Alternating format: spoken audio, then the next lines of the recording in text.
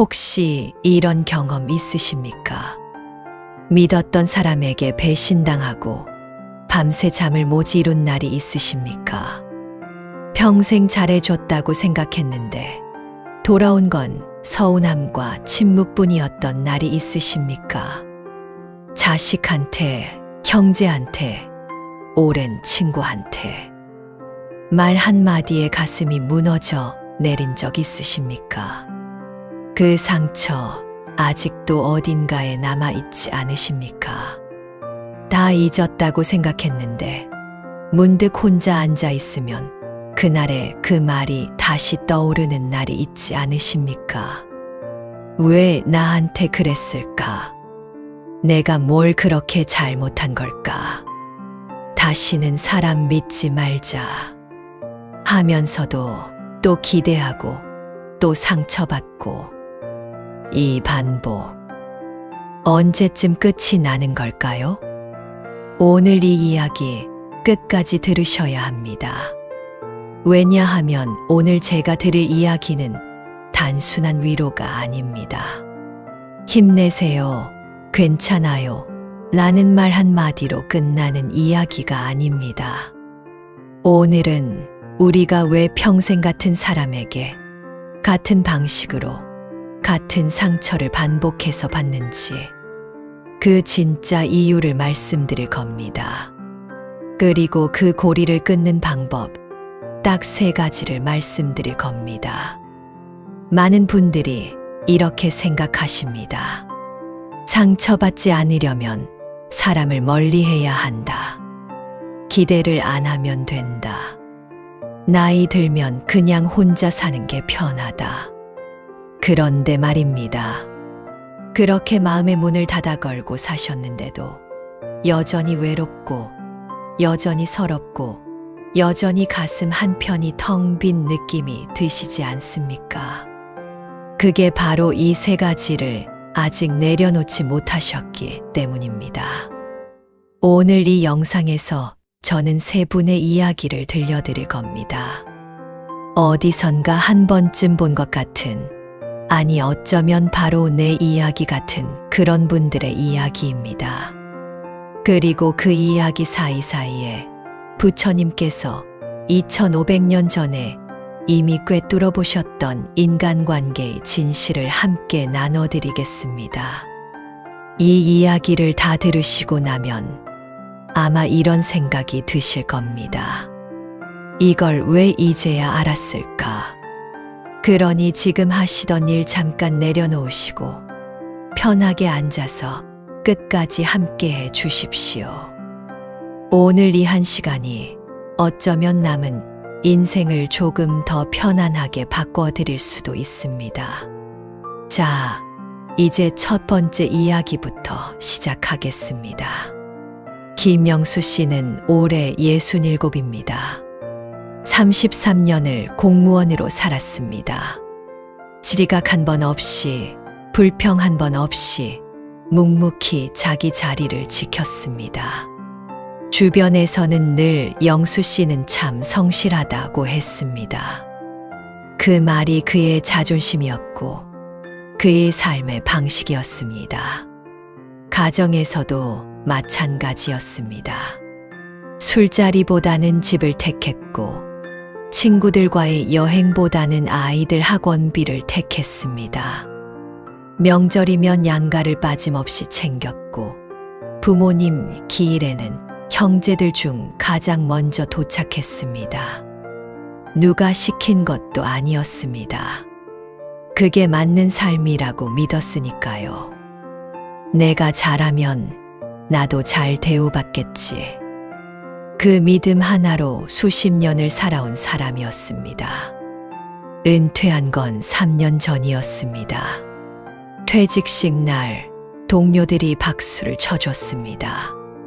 꽃다발도 받았습니다. 기념사진도 찍었습니다. 그런데 이상하게도 집으로 돌아오는 버스 안에서 그는 울컥했습니다. 이제 나는 뭔가, 그 생각이 머릿속을 떠나지 않았습니다. 처음 몇 달은 괜찮았습니다. 그동안 못 쉬었으니 쉬어야지 하고 마음을 달랬습니다.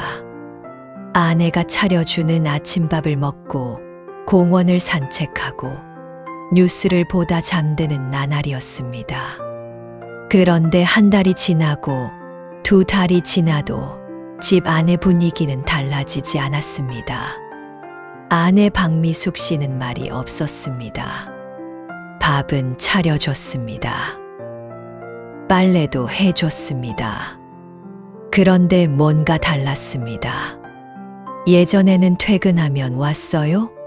라는 말이라도 있었는데 이제는 그 말조차 없었습니다. 영수 씨가 거실에 앉아 있어도 아내는 자기 방에서 TV를 봤습니다. 밥 먹을 때도 말이 없었습니다. 영수 씨는 속으로 생각했습니다. 내가 뭘 잘못한 건가? 내가 뭐가 부족한 건가? 그러던 어느 저녁이었습니다. 큰아들 재민이가 오랜만에 집에 왔습니다. 36, 직장 다닌 지도 꽤 됐고 결혼도 한 아들이었습니다. 영수 씨는 반가웠습니다. 저녁을 같이 먹으면서 오랜만에 말이라도 섞고 싶었습니다. 요즘 회사는 어때? 그냥 저냥요. 힘들지는 않고 뭐 괜찮아요. 짧은 대답들이 식탁 위에 떨어졌습니다. 영수 씨는 억지로 화제를 이어나갔습니다. 그래도 요즘 경기가 안 좋다던데 내 쪽 업종은 어때? 아버지가 그래도 사회 좀 오래 살았으니까 혹시 조언이라도. 그 순간이었습니다. 재민이가 젓가락을 내려놓으며 말했습니다. 아버지, 저도 이제 다 알아서 해요. 그런 말씀 안 하셔도 돼요. 말투가 차갑지는 않았습니다. 그냥 담담했습니다. 그런데 그 담담함이 더 아팠습니다. 영수 씨는 아무 말도 하지 못했습니다. 밥을 몇 숟갈 더 뜨는 척 하다가 수저를 내려놨습니다. 더 이상 밥이 넘어가지 않았습니다. 그날 밤 영수 씨는 혼자 베란다에 나가 어둠을 바라봤습니다. 33년을 바쳤다. 가족을 위해 다 바쳤다. 그런데 나한테 돌아온 게 이건가? 눈물이 나오려는 걸 억지로 참았습니다. 67 먹은 남자가 베란다에서 울고 있으면 안 된다는 생각이 들었습니다. 그래서 그냥 서 있었습니다. 차가운 밤바람을 맞으며 오래오래 서 있었습니다. 지금 이 장면이 낯설게 느껴지십니까? 아마 많은 분들이 고개를 끄덕이셨을 겁니다. 남편으로, 아버지로, 혹은 아내로, 어머니로 평생 가족을 위해 살았는데 어느 날 문득 나는 이 집에서 뭔가 하는 생각이 드셨던 분들. 이건 김영수 씨만의 이야기가 아닙니다. 많은 분들이 이 상황에서 이렇게 생각하십니다. 자식이 잘못됐다. 아내가 잘못됐다. 저 사람들이 변해야 한다. 그런데 말입니다. 부처님은 이미 2500년 전에 이 고통의 진짜 뿌리를 정확하게 짚어내셨습니다. 고통은 상대방에게서 오는 것이 아니라고 하셨습니다. 부처님은 법구경에서 이런 말씀을 하셨습니다. 고통은 외부에서 오는 것이 아니라 집착에서 온다. 어렵게 들리십니까? 쉽게 풀어드리겠습니다. 김영수 씨가 그날 밤 베란다에서 느꼈던 그 고통. 그건 아들의 말 한마디 때문이었을까요? 아내의 침묵 때문이었을까요? 겉으로 보면 그렇습니다. 그런데 조금 더 깊이 들여다보면 진짜 고통의 뿌리는 다른 곳에 있었습니다. 바로 이것입니다. 내가 이만큼 했으니 상대도 이만큼 해줘야 한다. 이 생각, 이 믿음, 이 기대. 영수 씨는 33년을 성실하게 살았습니다. 가족을 위해 희생했습니다. 그건 진심이었습니다. 아름다운 삶이었습니다. 그런데 그 마음 한편에는 자신도 모르게 이런 장부가 만들어지고 있었습니다. 나는 이만큼 줬다. 그러니 저쪽에서도 이만큼은 돌아와야 한다. 사랑으로 시작했지만 어느 순간 그것은 거래가 되어 있었습니다. 그리고 그 거래가 맞지 않는다고 느끼는 순간 고통이 시작됩니다. 잠깐 자신을 돌아봐 주십시오. 지금까지 살아오시면서 이런 생각을 해보신 적 있으십니까? 내가 이렇게 잘해줬는데 왜 저 사람은? 나는 평생 희생했는데 돌아오는 건 이것뿐이야. 내가 얼마나 참았는지 알기나 해. 이 말들의 공통점이 보이십니까? 모두 내가 줬으니 받아야 한다는 기대가 깔려 있습니다. 부처님은 바로 이것을 집착이라고 하셨습니다. 그런데 여기서 중요한 게 있습니다. 많은 분들이 이 말을 들으시면 이렇게 생각하십니다. 그럼 기대도 하지 말고 그냥 다 퍼줘야 한다는 말이야? 그게 말이 돼? 아닙니다. 그런 뜻이 아닙니다. 부처님께서 말씀하신 건 이겁니다. 상대방이 어떻게 반응하느냐는 내가 통제할 수 없다는 것입니다. 내가 아무리 잘해줘도 상대방이 그것을 어떻게 받아들이느냐는 그 사람의 몫입니다.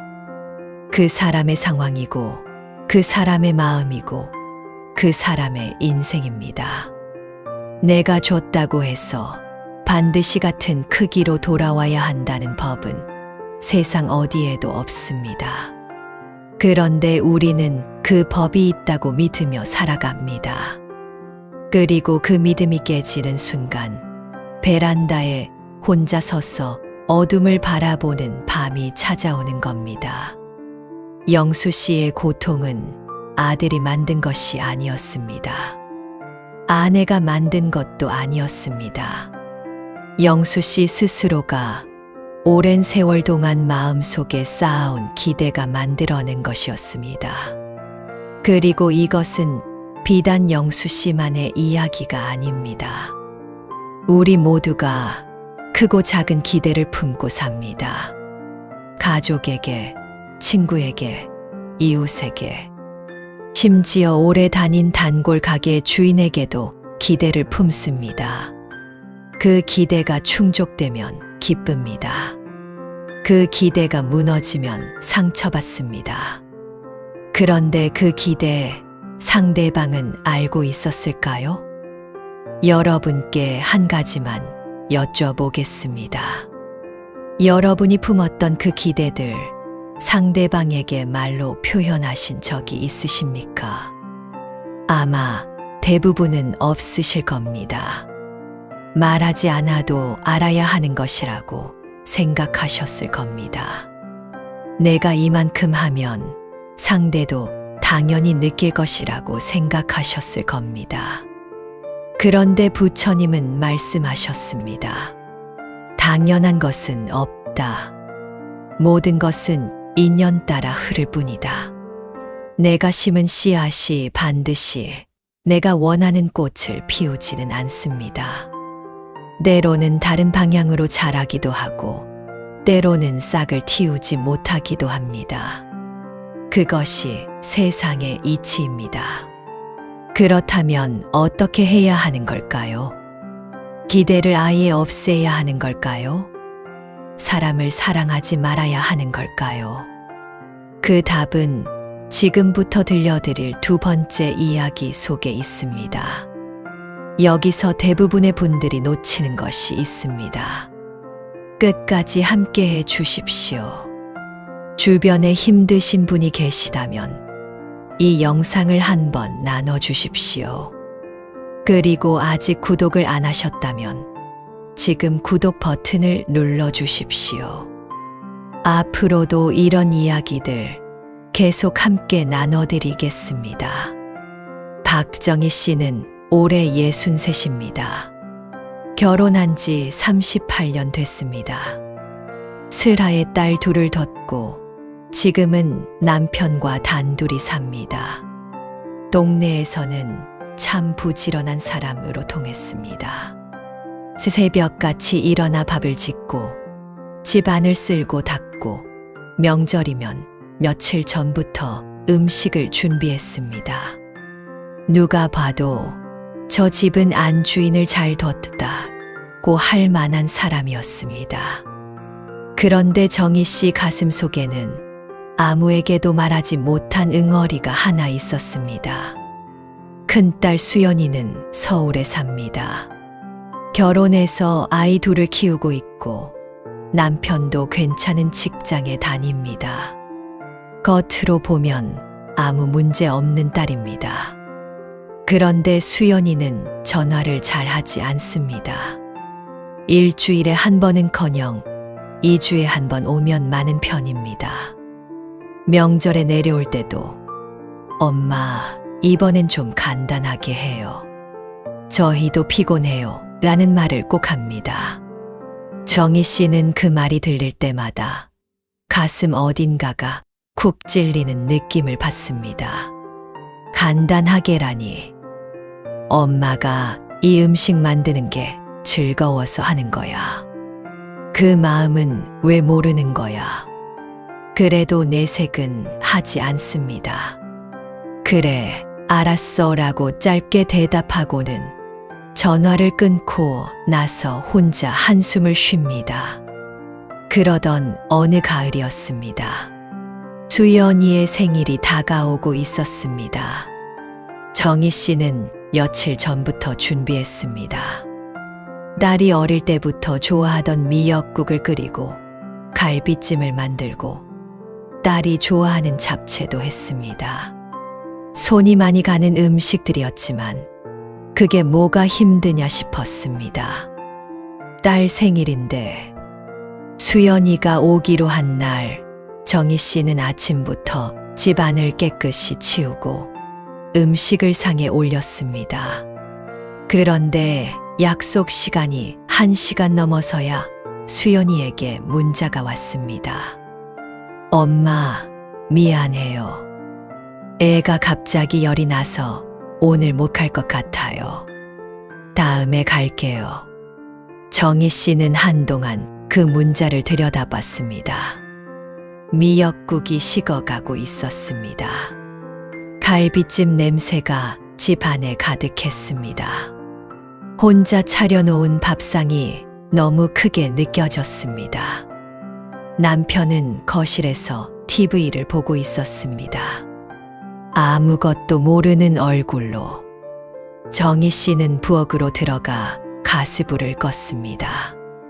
그리고 아무 말 없이 앞치마를 벗어 의자에 걸어놨습니다. 눈물이 나왔습니다. 울면 안 된다고 생각했는데 그냥 나왔습니다.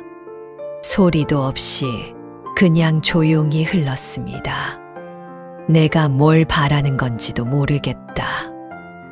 그냥 와주기만 하면 됐는데. 그날 저녁 정희 씨는 음식을 혼자 조금 먹다가 그냥 뚜껑을 닫았습니다. 남편이 물었습니다. 왜 많이 안 먹어? 그냥 입맛이 없어요. 그게 전부였습니다. 정희 씨는 그날 밤 이불을 뒤집어 쓰고 생각했습니다. 내가 너무 많이 기대하는 건가? 딸한테 이러면 안 되는 건가? 그런데 나는 왜 이렇게 서러운 건가? 대답이 나오지 않았습니다. 그냥 서러웠습니다. 설명할 수도 없이 그냥 깊이 서러웠습니다. 정희 씨의 마음이 이해가 되십니까? 아마 이 장면을 보시면서 눈물이 핑 도신 분들도 계실 겁니다. 나도 저런 날이 있었다고. 나도 혼자 부엌에서 울었던 날이 있다고. 그런데 여기서 한 가지 여쭤봐야 할 것이 있습니다. 정희 씨는 딸에게 나는 내가 와줬으면 좋겠다고, 엄마는 이게 서럽다고 말한 적이 있었을까요? 없었습니다. 늘 괜찮아, 바쁘면 어쩔 수 없지라고 말했습니다. 속으로는 무너지면서 입으로는 괜찮다고 했습니다. 그리고 그 간격이 세월이 쌓일수록 점점 더 커졌습니다. 이걸 깨닫지 못하면 계속 같은 사람에게 상처받습니다. 정희 씨의 딸 수연이는 사실 엄마가 그토록 서럽다는 것을 알았을까요? 아마 몰랐을 겁니다. 엄마는 늘 괜찮다고 했으니까. 엄마는 워낙 강한 사람이니까. 엄마는 음식 만드는 거 좋아하니까. 수연이는 그렇게 생각하고 있었을 가능성이 큽니다. 정희 씨가 쌓아온 서러움을 수연이는 단 한 번도 제대로 전달받은 적이 없었으니까요. 당신도 지금 이 상태일 수 있습니다. 속으로는 간절히 원하면서 입으로는 괜찮다고 하는 상태. 상대방이 알아주기를 바라면서 정작 알아줄 기회는 주지 않는 상태. 그리고 그 기대가 무너질 때마다 혼자 이불 속에서 삭히는 상태.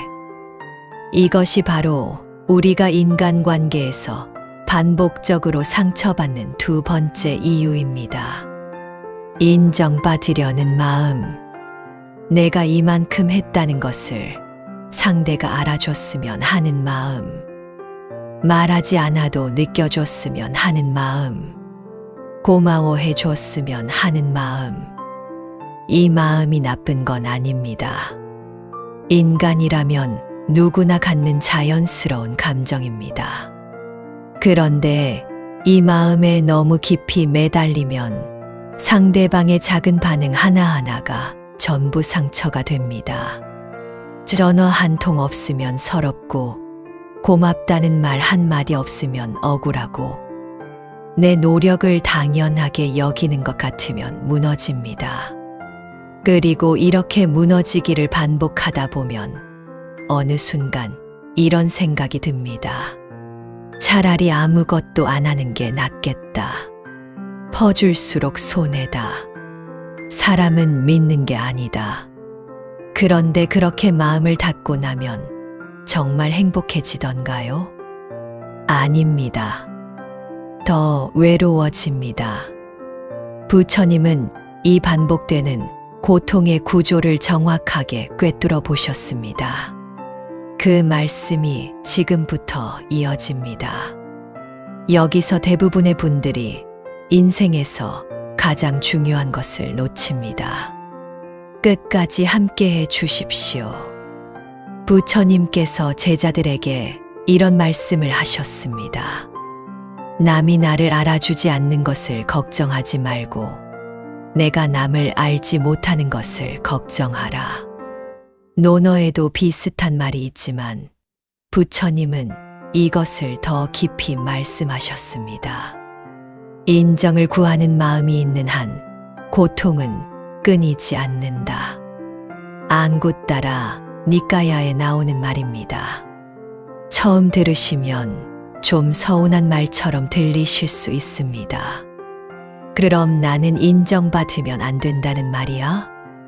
그런 뜻이 아닙니다. 부처님께서 말씀하신 건 이겁니다. 인정은 내가 구한다고 해서 오는 것이 아니라는 겁니다. 인정은 강요할 수 없고 요구할 수 없고 기다린다고 반드시 오지도 않습니다. 그런데 우리는 어떻게 합니까? 평생을 인정받으려고 삽니다. 생각해 보십시오. 정희 씨가 갈비찜을 만들고 잡채를 하고 미역국을 끓인 것. 그것 자체는 아름다운 일입니다. 사랑이 담긴 행동입니다. 그런데 그 행동의 뿌리 깊은 곳에 이런 마음이 있었습니다. 내가 이렇게 하면 딸이 알아줄 것이다. 내가 이렇게 하면 고맙다는 말을 들을 것이다. 내가 이렇게 하면 나는 좋은 엄마로 인정받을 것이다. 사랑으로 시작했지만 그 끝에는 인정에 대한 갈망이 있었습니다. 그리고 그 인정이 오지 않았을 때 미역국보다 더 뜨거운 눈물이 흘렀습니다. 솔직하게 한번 여쭤보겠습니다. 지금까지 살아오시면서 이런 마음으로 무언가를 하신 적이 있으십니까? 자식을 위해 희생하면서 마음 한편으로는 이 아이가 나중에 알아주겠지 하셨던 적. 남편 혹은 아내를 위해 참고 또 참으면서 이 사람이 언젠가는 내 마음을 알아주겠지 하셨던 적. 형제를 도와주면서 이 정도면 나중에 나도 챙겨주겠지 하셨던 적. 이 마음이 나쁜 게 아닙니다. 다시 말씀드립니다. 이 마음은 나쁜 게 아닙니다. 인간이기 때문에 갖는 너무나 자연스러운 마음입니다. 그런데 부처님은 이렇게 말씀하셨습니다. 자연스럽다는 것과 그것이 나를 행복하게 한다는 것은 다른 이야기다. 배가 고프면 먹고 싶은 것도 자연스럽습니다. 그런데 아무거나 먹으면 탈이 나듯이 인정받고 싶은 마음도 자연스럽지만 그것에 매달리면 반드시 탈이 납니다. 그렇다면 어떻게 해야 하는 걸까요? 부처님은 이렇게 가르치셨습니다. 주는 것 자체가 완성이 되어야 한다. 정희 씨가 갈비찜을 만드는 그 순간, 그 행위 자체로 이미 사랑이 완성된 것입니다. 딸이 와서 맛있다고 해야 비로소 완성되는 것이 아닙니다.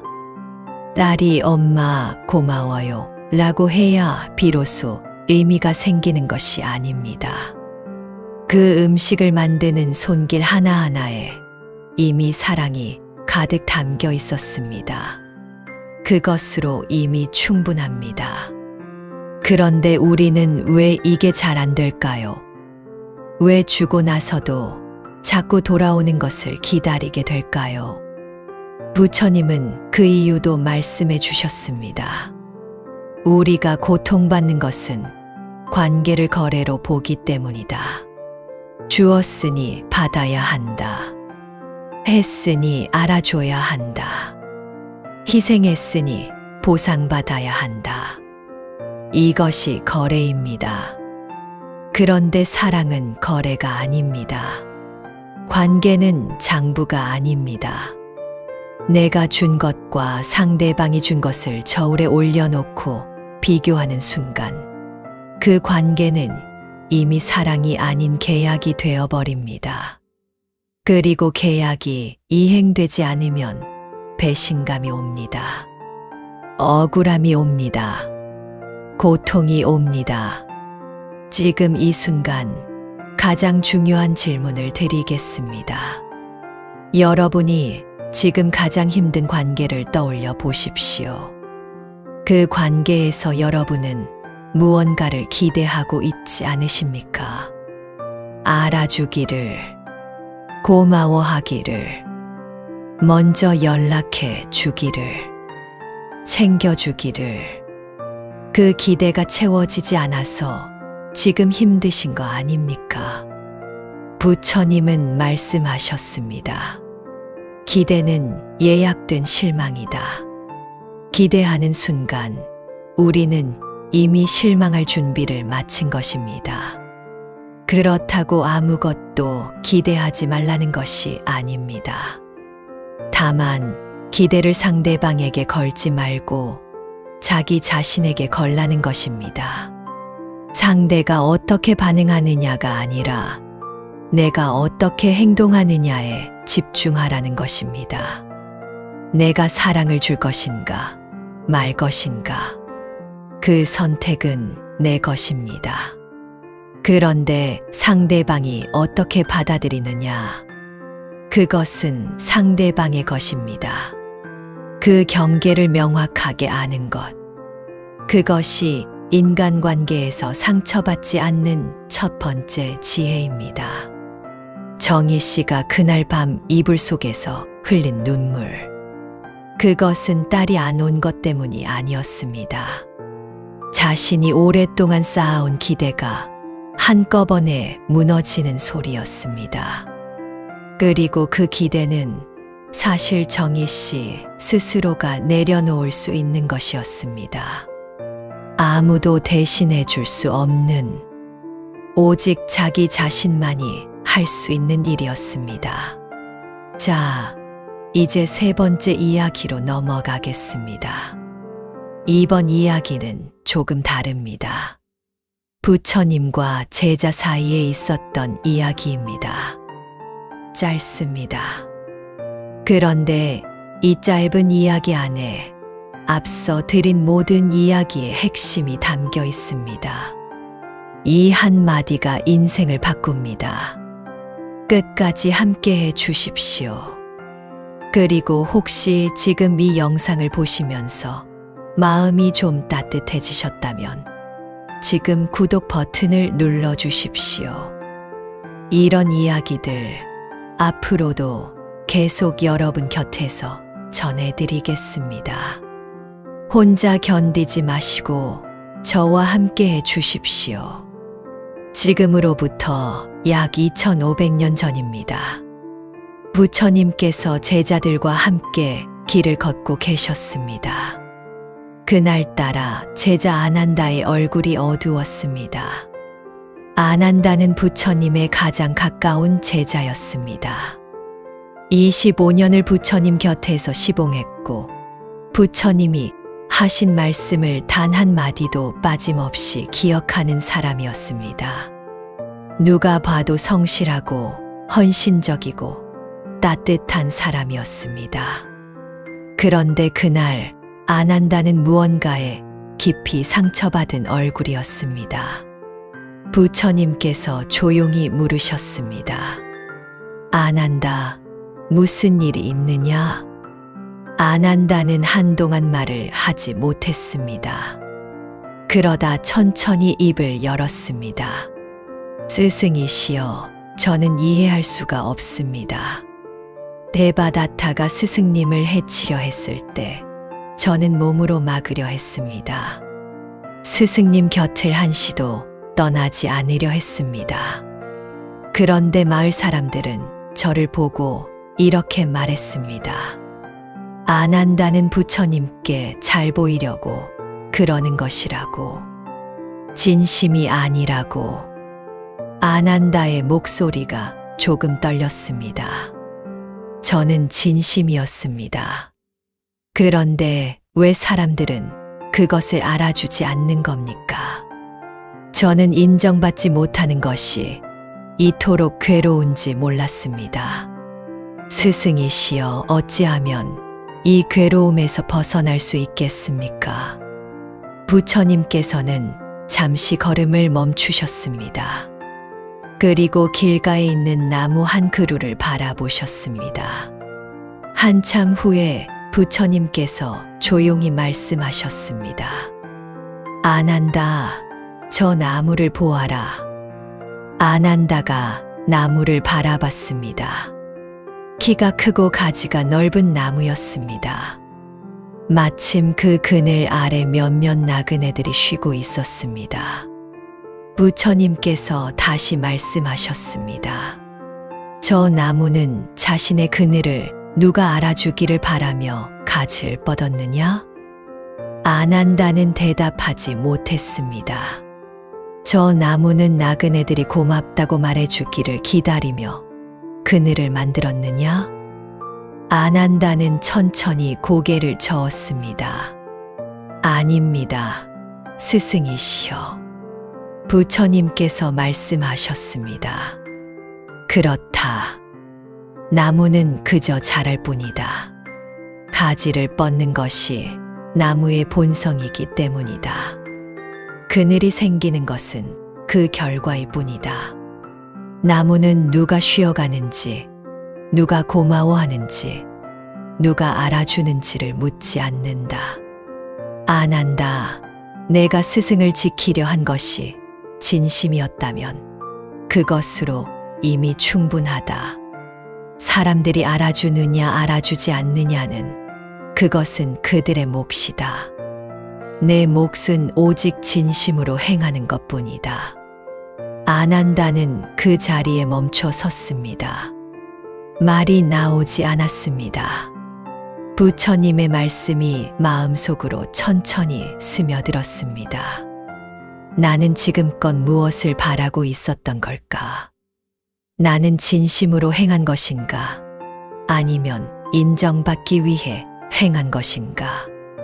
그 질문이 가슴 한복판에 조용히 꽂혔습니다. 한참 후에 안 한다가 다시 입을 열었습니다. 스승이시여, 그런데 저는 또 다른 괴로움도 있습니다. 부처님께서 조용히 기다리셨습니다.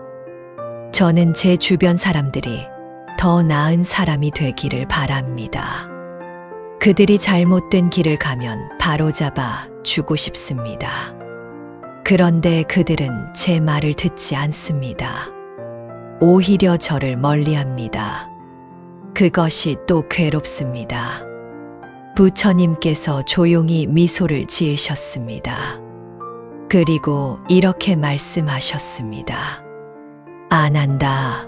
너는 강물을 거슬러 올라가려 하고 있구나. 안 한다가 고개를 들었습니다. 부처님께서 계속 말씀하셨습니다. 강물은 제 갈 곳을 알고 흐른다. 내가 막는다고 방향이 바뀌지 않는다. 내가 밀어붙인다고 더 빨리 가지도 않는다. 강물은 강물의 길을 갈 뿐이다. 사람도 마찬가지다. 모든 사람은 자신의 어비애과 인연에 따라 살아간다.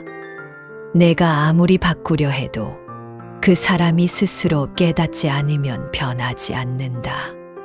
그리고 내가 그것을 억지로 바꾸려 할 때 고통은 너에게 온다.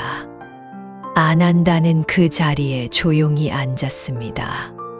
한동안 아무 말도 하지 않았습니다. 바람이 나뭇가지를 흔들었습니다. 그늘 아래 쉬던 나그네들이 하나둘 자리를 털고 일어났습니다. 나무는 여전히 그 자리에서 묵묵히 가지를 뻗고 있었습니다. 안 한다는 그 나무를 오래 바라봤습니다. 그리고 마음속으로 무언가가 조용히 내려앉는 것을 느꼈습니다. 무거웠던 것이 조금 가벼워지는 느낌이었습니다. 지금 이 이야기를 들으시면서 어떤 얼굴이 떠오르셨습니까? 바꾸고 싶었던 사람이 있으십니까? 더 잘 됐으면 하는 자식이 있으십니까? 제발 변해줬으면 하는 배우자가 있으십니까? 말 좀 들어줬으면 하는 형제가 있으십니까? 그 마음 나쁜 게 아닙니다. 그것은 사랑에서 나오는 마음입니다. 그런데 부처님은 말씀하셨습니다. 그 사랑이 때로는 강물을 거슬러 오르려는 힘겨움이 된다고. 그리고 그 힘겨움은 상대방을 바꾸지 못하면서 나만 지치게 만든다고. 이 한마디가 인생을 바꿉니다. 나무는 알아주는 사람이 없어도 그늘을 만듭니다. 강물은 막는 사람이 있어도 제 길을 갑니다. 그리고 사람은 스스로 깨달을 때 비로소 변합니다. 내가 바꿀 수 없는 것을 바꾸려 할 때 고통은 시작됩니다. 내가 바꿀 수 없는 것을 내려놓을 때 비로소 평화가 옵니다. 이제 마지막 깨달음으로 넘어가겠습니다. 앞서 드린 새 이야기의 모든 실마리가 지금부터 하나로 묶입니다. 끝까지 들으셔야 이유를 알게 됩니다. 지금 이 부분이 오늘 영상에서 가장 중요한 순간입니다. 부처님께서 열반에 드시기 얼마 전의 일입니다. 제자들이 부처님 곁에 모여 앉았습니다. 모두가 알고 있었습니다. 스승과 함께할 수 있는 날이 얼마 남지 않았다는 것을. 한 제자가 조심스럽게 여쭤봤습니다. 스승이시여, 평생 사람들 사이에서 살아가야 하는 우리에게 마지막으로 가장 중요한 한 말씀을 해주신다면 무엇이겠습니까? 부처님께서 눈을 감으셨습니다. 한참 후에 천천히 눈을 뜨시며 말씀하셨습니다. 모든 고통은 변하지 않는 것에 집착하는 데서 온다. 사람도 관계도 감정도 모두 흐른다. 흐르는 것을 붙잡으려 할 때 손이 베인다. 디가 니까야에 나오는 가르침입니다. 잠시 이 말씀을 마음속에 담아두십시오. 흐르는 것을 붙잡으려 할 때 손이 베인다. 생각해 보십시오. 우리가 인간관계에서 받는 상처들, 그것들의 공통점이 무엇입니까? 김영수 씨는 무엇을 붙잡으려 했습니까? 33년을 바친 만큼 가족이 자신을 대해줘야 한다는 것. 은퇴 후에도 여전히 이 집의 중심이어야 한다는 것. 아버지로서 존중받아야 한다는 것. 그것들은 모두 변하지 않기를 바라는 마음이었습니다. 그런데 세상은 변했습니다. 자식은 자랐고, 관계는 흘렀고, 시간은 지나갔습니다. 붙잡으려 했지만 흐르는 강물처럼 손가락 사이로 빠져나갔습니다. 그리고 그 자리에 상처가 남았습니다. 박정희 씨는 무엇을 붙잡으려 했습니까? 딸이 언제나 자신을 필요로 해줬으면 하는 마음, 좋은 엄마로 기억되고 싶은 마음, 내가 해준 것들을 딸이 평생 소중히 여겨줬으면 하는 마음, 그건 역시 변하지 않기를 바라는 마음이었습니다.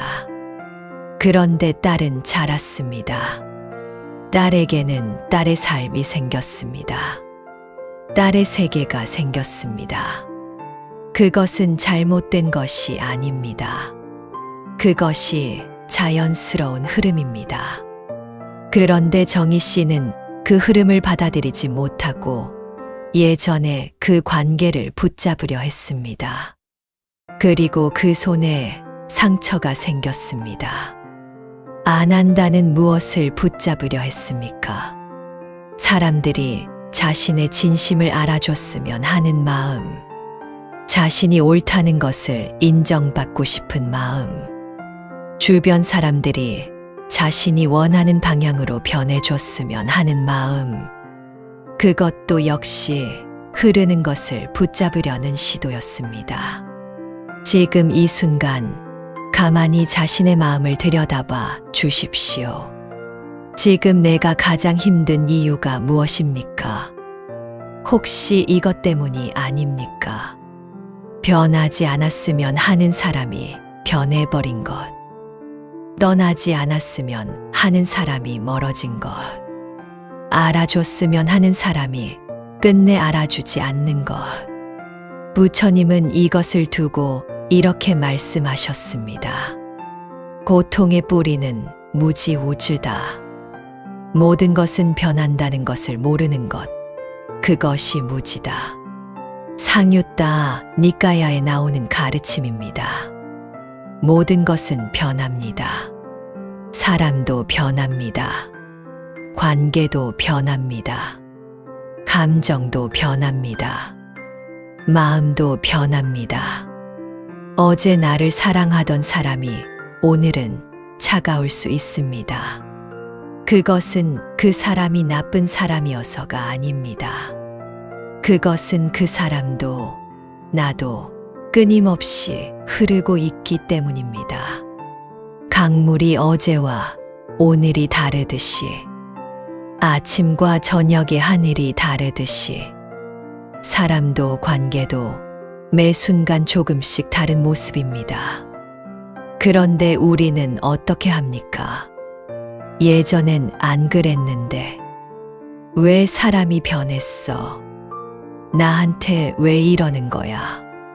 이 말들 속에는 공통적으로 이런 마음이 담겨 있습니다. 변하지 말았어야 했다는 것. 예전 그대로였으면 좋았을 것이라는 것. 그런데 그것은 흐르는 강물에게 멈추라고 하는 것과 같습니다. 강물은 멈추지 않습니다. 사람도 멈추지 않습니다. 그리고 그 흐름을 억지로 막으려 할 때 우리 손에 상처가 생깁니다. 그렇다면 어떻게 해야 하는 걸까요? 체념하라는 말입니까? 포기하라는 말입니까? 아무것도 기대하지 말고 아무도 사랑하지 말라는 말입니까? 아닙니다.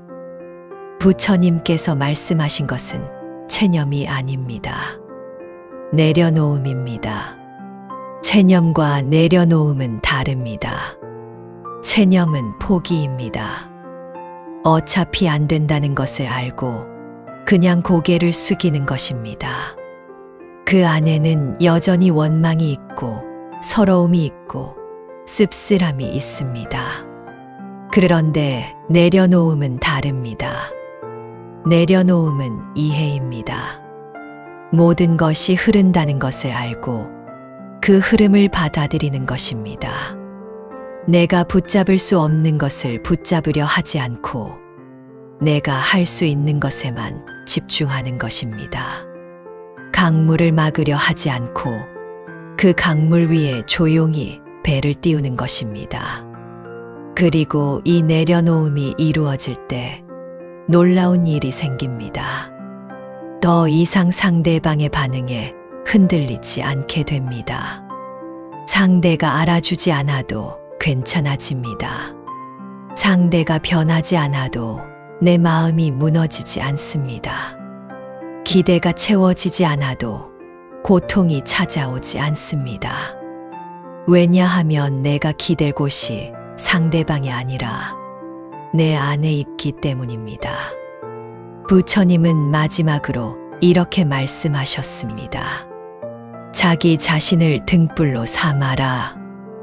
자기 자신을 의지처로 삼아라. 다른 것을 의지처로 삼지 말라. 디가 니까야 말씀입니다. 부처님의 마지막 말씀 중 이 말씀이 차갑게 들리십니까? 혼자 살라는 말이야? 하고 서운하게 느끼실 수도 있습니다. 그런데 이 말씀의 진짜 뜻은 이것입니다. 상대방이 어떻게 하느냐에 따라 내 행복이 결정되는 삶을 살지 말라는 것입니다. 자식이 전화해야 기쁘고 자식이 전화 안 하면 서러운 삶. 남편이 알아줘야 힘이 나고 남편이 무시하면 무너지는 삶. 친구가 챙겨줘야 행복하고 친구가 멀어지면 고통스러운 삶. 이런 삶은 내 행복의 리모컨을 상대방 손에 쥐어준 삶입니다. 부처님은 말씀하십니다. 그 리모컨을 다시 자신의 손으로 가져오라고. 이제 오늘의 가장 중요한 순간이 왔습니다. 사람에게 상처받지 않으려면 내려놓아야 할 3가지. 지금부터 말씀드리겠습니다. 여기서 대부분의 분들이 인생에서 가장 후회하는 것을 깨닫게 됩니다. 끝까지 함께해 주십시오. 이제 오늘의 핵심입니다. 지금까지 김영수 씨의 이야기를 들으셨고, 박정희 씨의 이야기를 들으셨고, 부처님과 아난다의 이야기를 들으셨습니다. 그 3 이야기 안에 사실 하나의 공통된 고통이 있었습니다. 그리고 그 고통의 뿌리에는 딱 3가지가 있었습니다. 오늘 이 3가지만 기억하고 가셔도 이 영상은 충분히 값어치가 있습니다. 첫째, 기대를 내려놓아라. 김영수 씨를 기억하십니까? 33년을 바친 사람이었습니다. 가족을 위해 모든 것을 희생했습니다. 그런데 은퇴 후 돌아온 것은 아내의 침묵과 아들의 짧은 대답이었습니다. 그 고통의 뿌리가 무엇이었습니까? 아들이 잘못한 것이었습니까? 아내가 잘못한 것이었습니까? 아닙니다. 뿌리는 기대였습니다. 내가 이만큼 했으니 이만큼은 돌아와야 한다. 이 기대가 베란다에서 혼자 어둠을 바라보는 밤을 만들었습니다. 여러분께 솔직하게 여쭤보겠습니다. 지금 이 순간 여러분 마음속에 이런 장부가 있지 않으십니까? 자식에 대한 장부, 배우자에 대한 장부, 형제에 대한 장부, 오랜 친구에 대한 장부, 내가 해준 것들이 한 켠에 쌓여 있고 상대방이 돌려줘야 할 것들이 다른 켠에 적혀 있는 그 장부. 그 장부가 맞아떨어지지 않을 때마다 우리는 상처받습니다. 그런데 말입니다. 그 장부 상대방은 본 적이 있습니까? 상대방은 그 장부의 존재조차 모릅니다. 나 혼자 써내려간 장부입니다. 나 혼자 계산하고, 나 혼자 기다리고, 나 혼자 상처받는 장부입니다. 기대를 내려놓는다는 것은 이것입니다. 상대방에게 장부를 들이밀지 않는 것입니다. 내가 준 것은 내가 주고 싶어서 준 것으로 마무리하는 것입니다.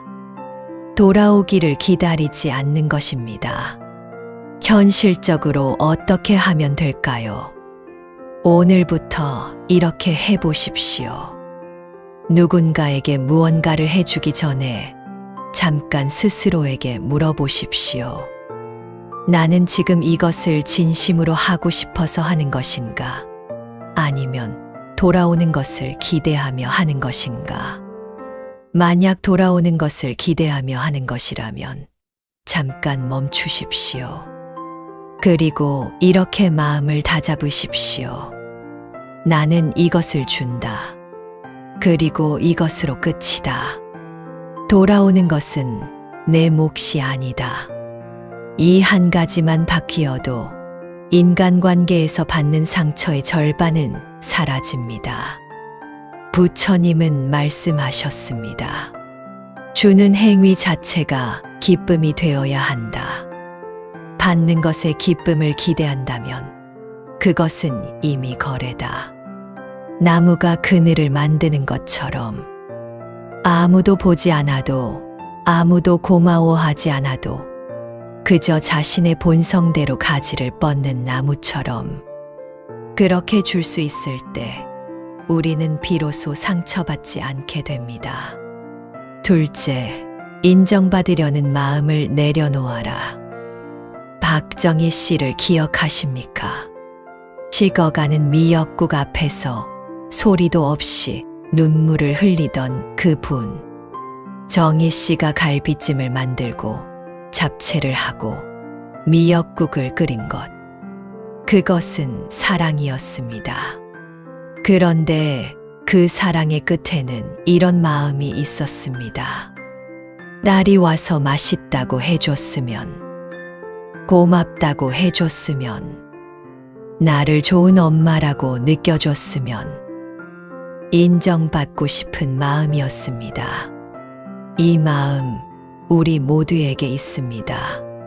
평생 살아오면서 한 번도 나는 인정받고 싶지 않다고 말할 수 있는 사람은 없습니다.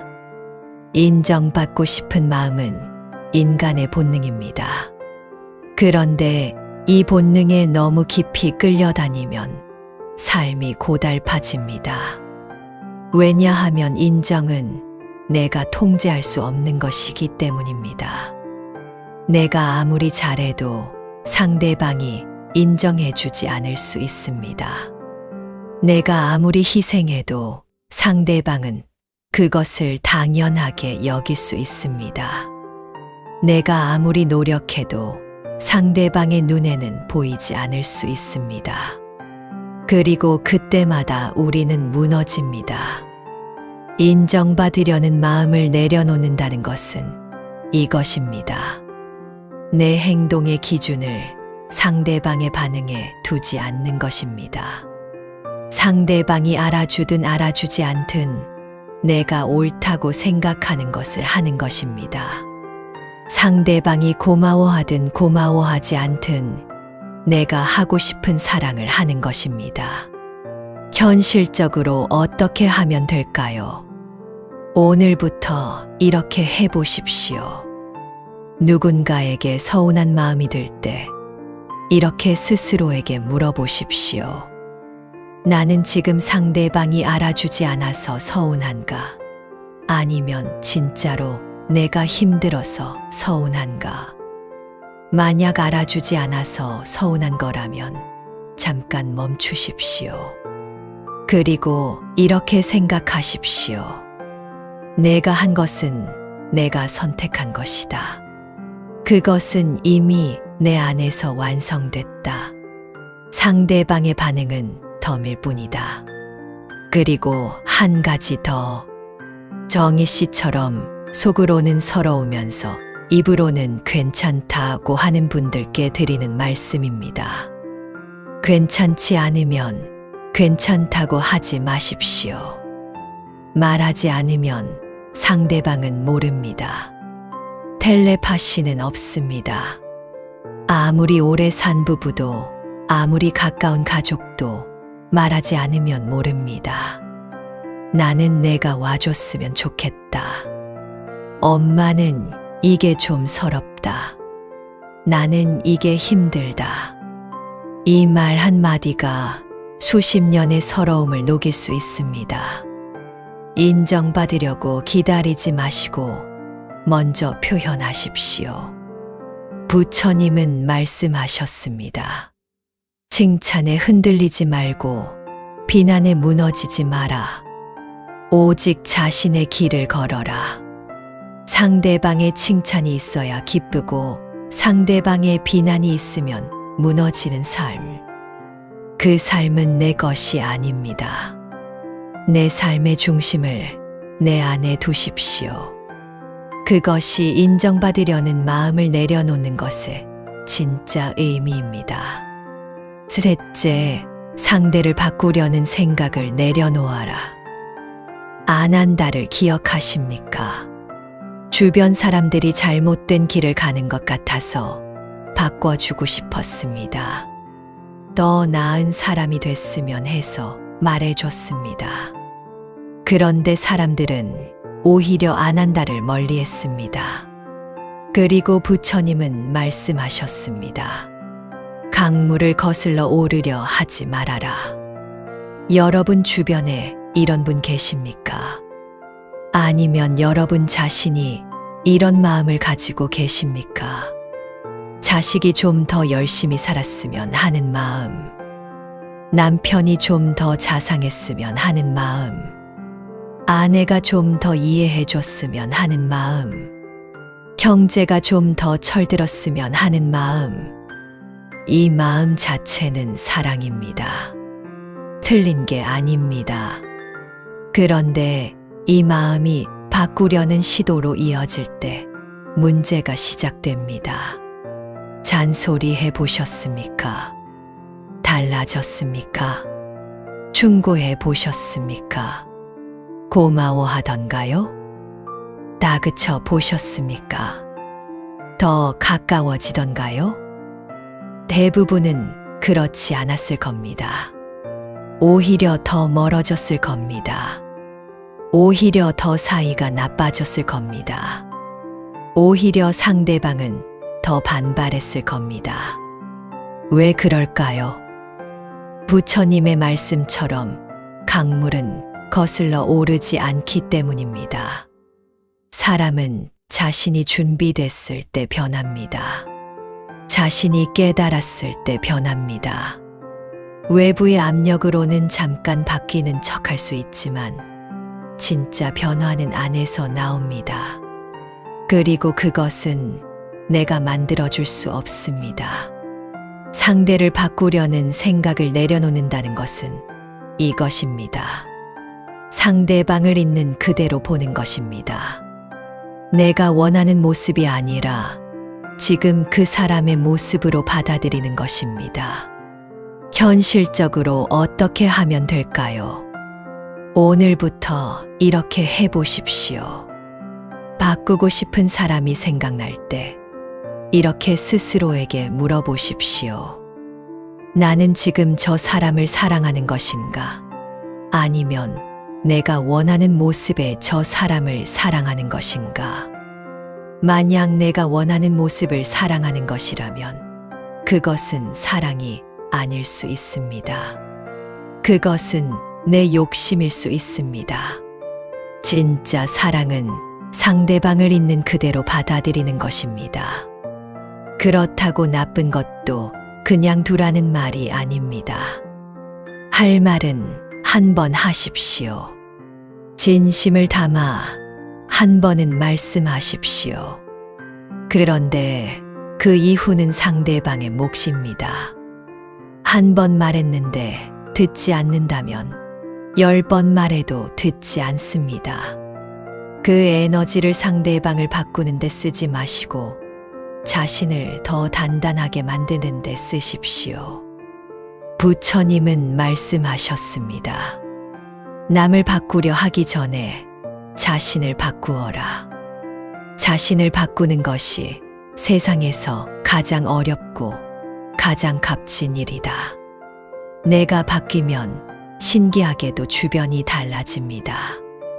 내가 기대를 내려놓으면 상대방의 작은 것도 감사하게 됩니다. 내가 인정받으려는 마음을 내려놓으면 상대방의 무관심이 더 이상 상처가 되지 않습니다. 내가 바꾸려는 마음을 내려놓으면 상대방을 있는 그대로 볼 수 있게 됩니다. 그리고 그때 진짜 관계가 시작됩니다. 자, 오늘 드린 이야기를 정리하겠습니다. 사람에게 상처받고 싶지 않다면 이 3가지를 내려놓으십시오. 첫째, 기대를 내려놓아라. 내가 준 것에 대한 장부를 덮으십시오.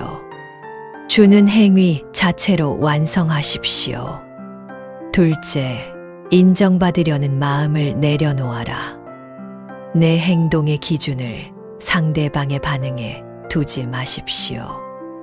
내 삶의 중심을 내 안에 두십시오. 셋째, 상대를 바꾸려는 생각을 내려놓아라. 강물을 거슬러 오르지 마십시오. 상대방을 있는 그대로 받아들이십시오. 이 3가지는 하루아침에 되지 않습니다. 수십 년을 그렇게 살아오셨으니 하루 만에 바뀔 수는 없습니다. 그런데 오늘 이 이야기를 들으신 것만으로도 이미 시작이 된 겁니다. 부처님은 마지막으로 이렇게 말씀하셨습니다. 천리 길도 한 걸음부터 시작된다. 오늘 한 걸음을 내딛는 자가 내일 천리에 서 있다. 오늘 이 영상을 끝까지 보신 여러분, 이미 그 한 걸음을 내디디신 겁니다. 오늘 이야기 끝까지 함께 해주셔서 진심으로 감사합니다. 쉽지 않은 이야기였습니다. 기대를 내려놓으라고, 인정받으려는 마음을 내려놓으라고, 상대를 바꾸려는 생각을 내려놓으라고. 말은 쉽습니다. 그런데 실제로 살면서 이것을 지킨다는 것이 얼마나 어려운 일인지 저도 압니다. 여러분도 아십니다. 그런데 오늘 이 이야기를 들으시면서 마음속에 무언가 조금 달라진 것이 느껴지시지 않습니까? 아주 작은 것이라도 괜찮습니다. 내가 기대를 너무 많이 하고 있었구나. 내가 말하지 않고 혼자 삭히고 있었구나. 내가 저 사람을 바꾸려고 너무 애를 썼구나. 이 생각 중에 단 하나라도 드셨다면 오늘 이 한 시간은 충분히 값진 시간이었습니다. 여러분께 한 가지만 부탁드리겠습니다. 오늘 밤 잠자리에 드시기 전에 딱 5분만 시간을 내보십시오. 눈을 감고 지금 내 마음 속에 가장 무거운 관계를 하나 떠올려 보십시오. 그 관계에서 나는 무엇을 기대하고 있는지, 나는 무엇을 인정받으려 하고 있는지, 나는 상대방의 무엇을 바꾸려 하고 있는지, 딱 이 세 가지만 들여다보십시오. 그리고 그 중에 하나라도 내려놓을 수 있겠다는 생각이 드신다면 그게 오늘의 시작입니다. 인생의 후반부는 달라야 합니다. 앞부분은 쌓는 시간이었다면 지금부터는 내려놓는 시간입니다. 앞부분은 버티는 시간이었다면 지금부터는 흐르는 시간입니다. 앞부분은 인정받으려 달려온 시간이었다면 지금부터는 내 안에서 평화를 찾는 시간입니다. 그 길이 외롭게 느껴지실 수 있습니다. 이런 이야기를 나눌 사람이 주변에 없다고 느끼실 수 있습니다. 가족한테 말하기도 어렵고 친구한테 털어놓기도 쉽지 않은 이야기들. 그래서 저는 이 채널을 만들었습니다. 여기 오시면 여러분만의 이야기가 있습니다. 여러분의 나이에, 여러분의 삶에, 여러분의 마음에 꼭 맞는 이야기들을 계속 전해드리겠습니다. 외로움에 대한 이야기, 가족 갈등에 대한 이야기, 나이 들어가는 것에 대한 이야기, 남은 인생을 어떻게 더 가볍고 아름답게 살 수 있는지에 대한 이야기. 이 모든 이야기들이 앞으로도 이 채널에서 여러분을 기다리고 있습니다. 아직 구독을 안 하신 분들께 부탁드립니다. 지금 이 순간 구독 버튼을 눌러주십시오. 버튼 하나를 누르는데 1초도 걸리지 않습니다. 그런데 그 1초가 앞으로 여러분의 삶의 작은 위안이 되는 이야기들을 계속 전달받을 수 있는 연결이 됩니다. 혼자 견디지 마십시오. 혼자 사귀지 마십시오. 여기에 함께하는 사람들이 있습니다. 그리고 오늘 이 영상이 마음에 와 닿으셨다면 주변에 힘드신 분께 한 번만 나눠주십시오. 말로 위로하기 어려울 때 영상 하나가 그 사람의 마음을 대신 어루만져 줄 수 있습니다. 여러분이 나눠주시는 그 한 번이 누군가에게는 오늘 밤 가장 큰 위로가 될 수 있습니다. 오늘 이야기를 마무리하면서 마지막으로 한 말씀만 드리겠습니다. 여러분은 충분히 잘 살아오셨습니다. 상처도 받으셨고 실망도 하셨고 외로운 밤도 보내셨지만 그럼에도 불구하고 오늘 여기까지 오셨습니다. 그것만으로도 여러분의 인생은 이미 충분히 값집니다. 이제 조금만 내려놓으십시오. 기대도, 인정도, 바꾸려는 마음도 그것들을 내려놓는 만큼 여러분의 어깨가 가벼워질 겁니다. 그 가벼워진 어깨로 남은 날들을 조금 더 편안하게, 조금 더 따뜻하게 걸어가시길 진심으로 바랍니다. 다음 이야기에서 또 뵙겠습니다. 부처님 명언이었습니다. 감사합니다.